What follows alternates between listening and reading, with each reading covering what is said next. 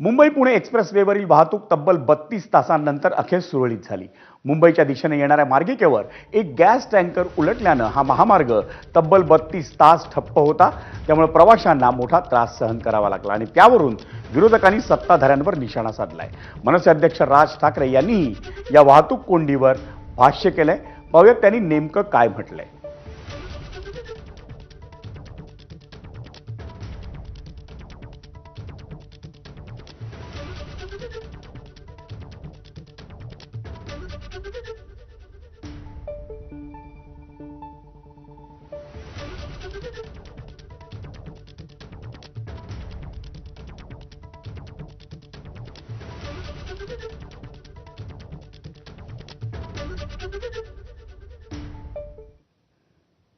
परत राज ठाकरे यांनी उपस्थित केलेले सवाल आणि त्यांच्या मागण्या.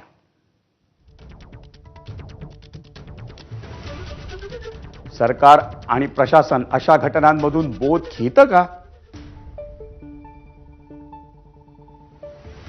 कालच्या घटनेसारख्या घटनांत काय काय उपाययोजना कराव्या हे सरकारला माहिती आहे का? कमीत कमी वेळेत रस्ता मोकळा करता येईल याचा कृती आराखडा प्रशासनाकडे तयार होता का? रस्ता बांधला आणि टोल वसूल केला इतकीच सरकारची जबाबदारी आहे का?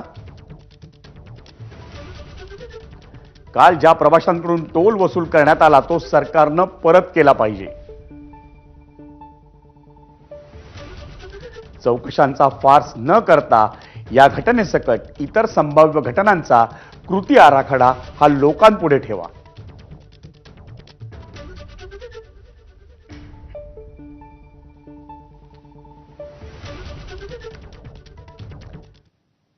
आणि नवी मुंबईच्या महापौर